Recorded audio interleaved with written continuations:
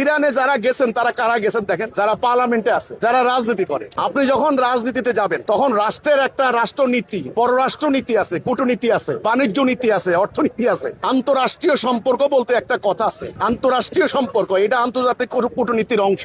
Iran স্বাধীন সার্বভৌম একটা রাষ্ট্র, জাতিসংঘের স্বীকৃত একটা রাষ্ট্র। বাংলাদেশ একটা স্বাধীন সার্বভৌম রাষ্ট্র। ইরানের সাথে বাংলাদেশের নানান ধরনের সম্পর্ক আছে, সাংস্কৃতিক সম্পর্ক, বাণিজ্যিক সম্পর্ক, রাজনৈতিক সম্পর্ক আছে। এজন্য পার্লামেন্টের বিরোধী দল এবং সরকারি দলের সবাই মিলে ইরানের যিনি রাষ্ট্রের সর্বোচ্চ তাদের কর্ণধার, ওনার জানাজা গিয়েছেন। আর আপনি যেটা বলেছেন এটা হলো বিভিন্ন দলের মধ্যে আকীদাগত তাদের মানে মতবিরোধ। অনেক দল বলে, এই যে কালকে আমি দেখলাম আহলে হাদিসের এক বক্তা যে একেবারে শিয়া কাফেরের জানাজায় গেছে। এই ধরনের কথাবার্তা আসলে রাষ্ট্রীয় পর্যায়ে চলে না। আপনারা বলেন যে ওরা কাফের, শিয়া কাফের, আবার ওই কওমিরা বলে হিজবুত তৌহিদ কাফের, আবার দেখা যায় অমুক বলে জামাত কাফের, আবার চরমনাই বলে অমুক কাফের। মুসলমানদের তো ধ্বংসের এটাই হলো মেইন কারণ। তো এই জন্য আমি জানা যায় ওনারা গেছেন, এটা আসলে একটা, আমি মনে করি একটা সভ্যতার পরিচয়, একটা এটিকেট, একটা ভদ্রতার। সভ্য সমাজে বাস করতে হলে আপনি একজন খ্রিস্টান মারা গেলেও তার অন্ত্যেষ্টিক্রিয়া রাষ্ট্রীয় কর্মকর্তা হিসেবে দাওয়াত দিলে আপনাকে যেতে হয়, এটা ভদ্রতার পরিচয়। আল্লাহর দিন এত অভদ্র লোকের জায়গা না, আল্লাহর দিন এত সংকীর্ণ না, আল্লাহর দিন